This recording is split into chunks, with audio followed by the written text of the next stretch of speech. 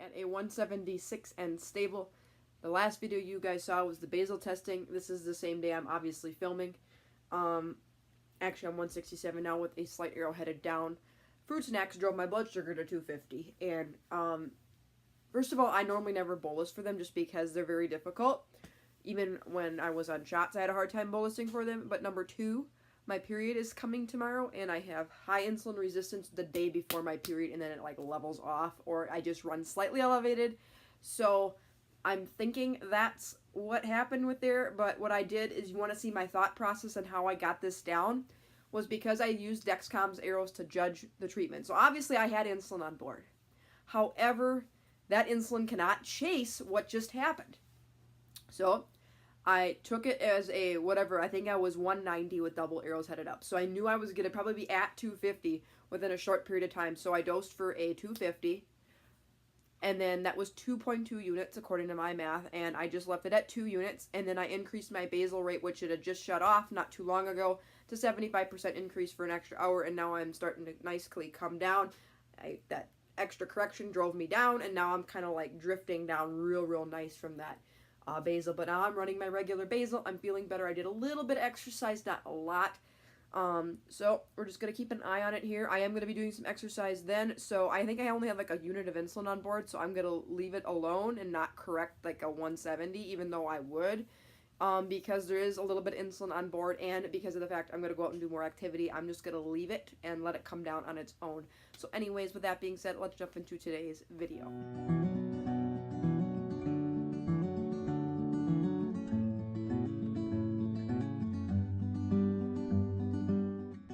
It's Maddie. Welcome back to my channel. And today's video, before I forget, I'm going to be doing a month 3 recap of the Diabetes Health Journal, the final month that comes in this journal.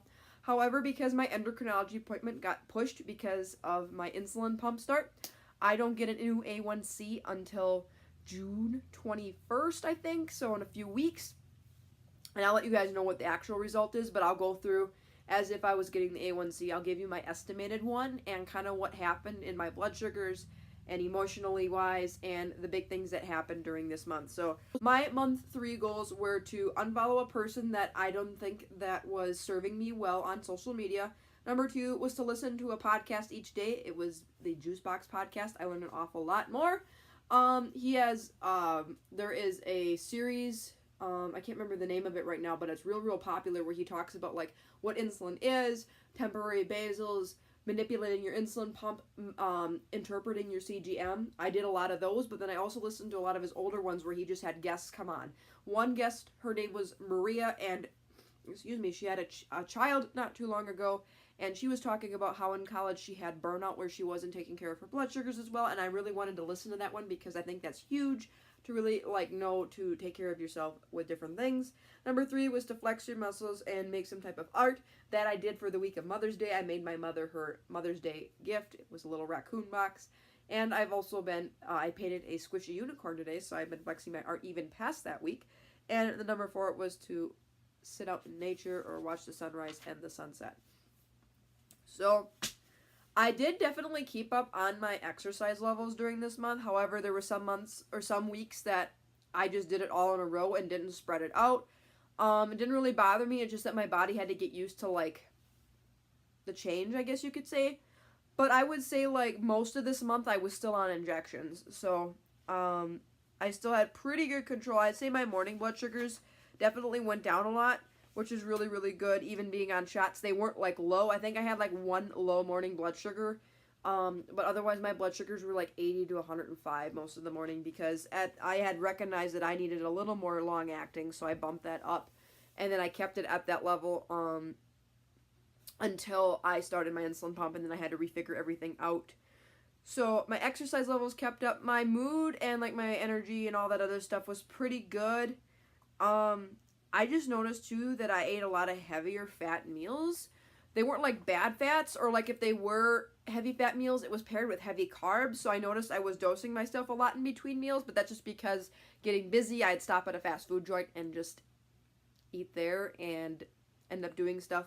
But overall, I think I ate fairly healthy. And then on May 20th, I got started on an insulin pump. I am currently using the Omnipod Dash for insulin dosing, and I'm absolutely in love with it. However, the transition was not fun. So when you get to those days in my journal, you end up seeing pretty high blood sugars.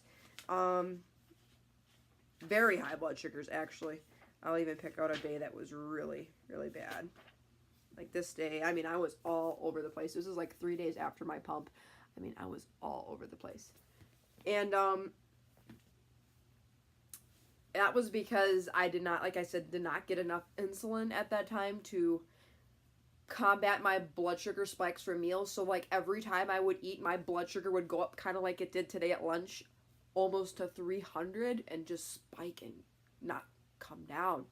And it was really difficult, like I said, to see what was my problem. Was it my background insulin, or was it my bolus insulin? And then, like I said, I took the time, manipulated my basal first, and then readjusted my insulin to carb ratios. I'm pretty well dialed in.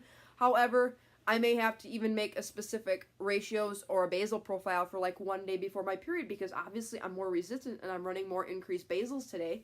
So I may have to make a specific profile for pre-period, and I may do that as I continue on here, or if I continue to notice patterns right the day before my period and during my period that I'm having these issues. So I definitely do also say that I've been very consistent with eating a very regular breakfast. Like, it was always peanut butter toast. I usually eat peanut butter toast, some form of berry in the morning, and a glass of milk, because I've learned how to master that for my body. And then one morning I ate cereal, and we skyrocketed. Even with a pre-bolus and a pretty hefty dose, I still skyrocketed. But I just did what I usually did, is I bolused and was bold with my insulin at 170. I took a correction, and it came right down. Keep in mind, I was still on shots at that point, and I had mentioned on one of my posts on Beyond Type 1, if you saw it, I mentioned that I think cereal is so difficult to bolus for, but I think you can do it on a pump if you can somehow manipulate your basal insulin with the bolus to kind of have a little more in the background to kind of control, so you don't go ch-ch. So it's more, maybe you might go up to like 150, 160, and then like glide down, so it wouldn't be as nasty of a spike, if that makes sense. But I definitely avoid a lot of the heavy carb stuff in the morning, just because that is like one of the main periods of time. And a lot of you would agree with me that you're more insulin resistant in the morning if you are an adult, and you do have either the feet to floor effect or the dawn phenomenon kick in for you. So I'm a consistent breakfast eater, and that's something I definitely, not like I didn't notice before, but now it kind of made light to me more now that I've done this journal for 3 months. I have a very, very consistent breakfast. So my predicted A1C is 5.7%, which is an average blood sugar of 118. I'm still very pleased. I'll continue to work for my 5.5 now that I have this pump, and now that I'm past a lot of different things. But I gave myself grace because I had the flu back in March. A family friend died in April. I transitioned to an insulin pump in May. I had a lot of unexplained high blood sugars caused by many different reasons. So at a 5.7, I've basically maintained my A1C and having minimal lows, which is extremely important too. If I was having continuous lows, I wouldn't want an A1C in the 5s, because I know then I'm causing too many low blood sugars. And if you probably saw in Saturday's video, T1D with Maddie, episode 6, where I talked about that the time and range is more important of an indicator of how you're controlling your blood sugar than your A1C. Because A1Cs are just an average, and they can take false highs and false lows, and they cancel each other out. So it doesn't really make a difference. But there's something I'm really, really proud of. My fasting blood sugar went down to 98 milligrams per deciliter. And I have a lot to do with the pump. I would say the pump has a lot to do with it, because I'm waking up every morning. Like the past 5 mornings, I've woken up at 100 or 106. And that's pretty cool. And I think that kind of weighed that average down a little bit. I always used to wake up closer to 110, but now that I've got my pump manipulated better for, controlling that little bit of that feet to floor effect or the dawn phenomenon, I'm not having as many random, why am I waking up at 120 or 150 or something kind of weird like that. So I'll give you my basal insulin currently that I'm running. So you guys have probably seen the profile, but from 12 a.m. to 6 a.m., I'm running 0.4 units an hour. 6 a.m. to 11 a.m., I'm 0.45 for my insulin resistant times. From 11 a.m. to 4 p.m., I am 0.35, so that is my valley. And then from 4 to 12 a.m., I'm back to 0.4 units per hour. I am currently running a 1 to 10 at breakfast, a 1 to 13 at lunch, and a 1 to 13 at dinner. And my insulin sensitivity factor is 1 unit drops me 70 milligrams per deciliter. When I was like first diagnosed, 1 unit would drop me like 150. So it leads me to believe that I have very little pancreatic function left. I'm wondering, I'm going to ask my endocrinology doctor if I can have another C-peptide test, because the one they tested me back in October, I still had like, they gave me like a scale of 1 to 4 with like anything 1 or less is considered low and like 4 is really high. Like people with type 2 diabetes are going to have really high C-peptide levels usually because they're so insulin resistant, they make a ton of insulin. Mine was like at 1 or 0.9. It was like borderline like low, and they was told like that's normal for a new onset, and that as you gradually progress that level will decrease. And I definitely feel like because my insulin sensitivity factor is cut in half, or cut in half, more than cut in half, I think that number is probably like 0.5 or 0.6 now. I feel like my C-peptide levels have really, really dropped, if not even more than that. Because I do definitely notice sometimes it's harder to come down from highs than I used to back last year. And lows come up quicker than usual.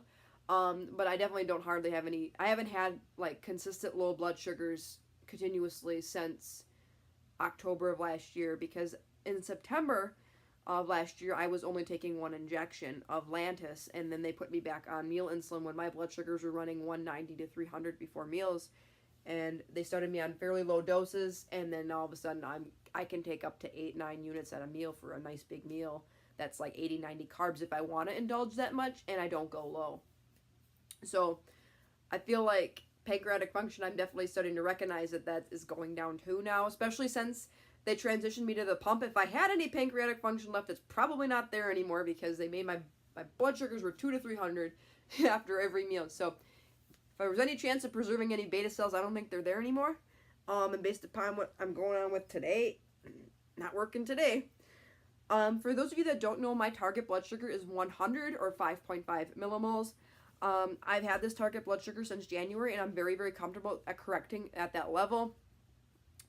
So, and that's one of the reasons why I've been able to maintain fairly good blood sugar control too, is because I have my target set at a pretty high standard, and because I keep my CGM alerts in a tight standard, when I get out of that little tight range, I can just nudge my blood sugar back with a real small dose. Now that I'm on the pump, instead of doing like a half a unit like I could only do with Humalog, I could go like 0.2, 0.25, 0.15 to kind of nudge that back into a healthier range, because like I said, it's so much easier to curb a slightly elevated blood sugar than it is to wait till it skyrockets and do things. Now, mind you, my blood sugar still skyrocketed today, but I took a proper action and dose before it got to that level, so that when it did get to that level, it actually went to that level and it started coming down right away. Just imagine if I would have waited even another 10 minutes. My blood sugar could have went even higher, 300 to 350 instead of 250, because it was rapidly rising from the naughty fruit snacks. So I'm going to leave fruit snacks alone, at least days before my period, and if I am going to bolus for them, I'm going to bolus for them extra heavy and wait like 30 minutes before I eat them. Or I'll just use them for lows altogether. I don't really mind fruit snacks. They're not my favorite, but I wanted something light and sweet with lunch, and that was really the only thing in the house. And a salad, so I knew the salad didn't drive my blood sugar high, because I literally had no dressing on it. I had like half an avocado, which they have some carbs, but they're mainly more fiber and fat, so if anything, it would delay a spike. So I knew that really fast spike was from the obvious fruit snacks, but... and then they ask you 3 different questions, and I'll share my answers with you. Compare the results of your happiness exercise on the previous page to the results of the exercise before you started the journal. What has changed, and what improvements are you most proud of? So I am extremely happy with the amount of exercise I've been doing. My original exercise happiness rating was a 4, and now I'm at a 9. I definitely feel better knowing that I can exercise like 3 times a week, whether or not it's keeping that consistency. Like this month, it was kind of like I did like Monday, Tuesday, Wednesday instead of Monday, Wednesday, Friday. doesn't really matter, but me maintaining that consistency to exercise at least 3 times a week has definitely helped me with my insulin sensitivity. And if I had any kind of elevated blood sugars, it would bring them down.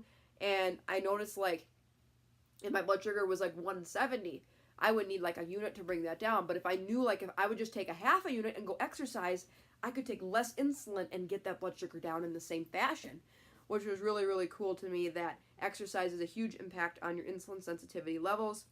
And then they ask you, what actions over the past 3 months have best served your blood sugar management? So for me, it's correcting a blood sugar once it hits 140 with a small unit of a dose of insulin. Number 3 is watching the trends from the Dexcom and understanding what the arrows mean.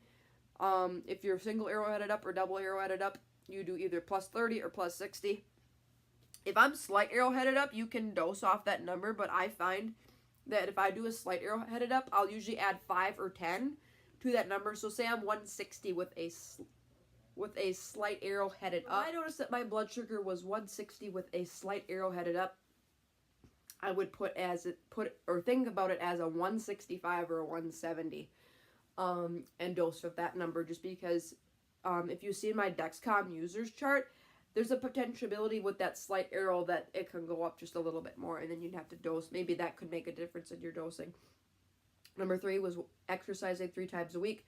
The 4th thing that helped was obviously pre-bolusing and knowing, I've implemented pre-bolusing for almost 6 months, but pre-bolusing really does make a difference as far as how high them spikes can go. For a high spiking meal, if I were to not pre-bolus, my blood sugar would be guaranteed at least to go to 180.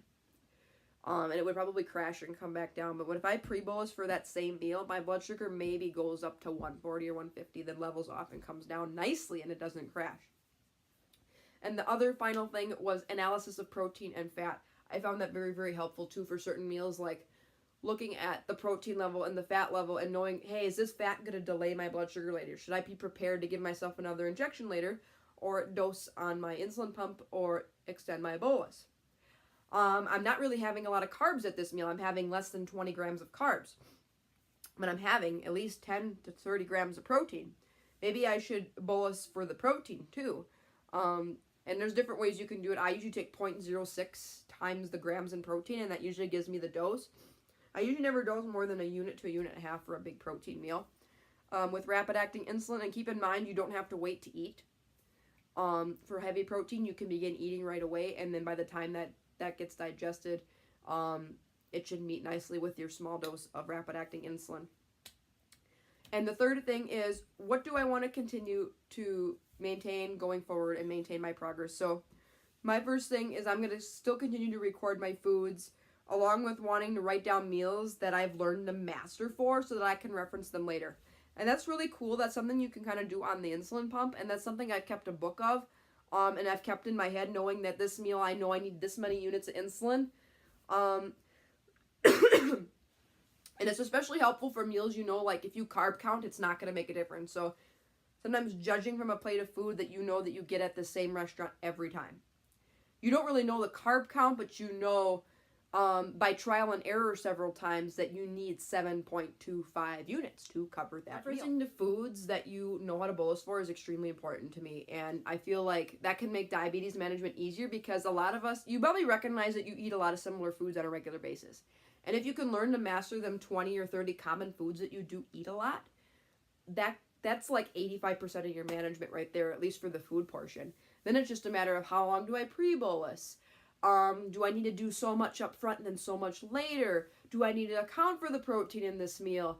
Am I going to go out and exercise? Do I have natural insulin resistance from hormones like a period, or anything like that? So that is my big thing. And the final note that Lauren writes in here is, here's to you for working on yourself daily over the last 3 months. Regardless of what type of progress you've cultivated, know that you're strong, inspiring, resilient, and capable.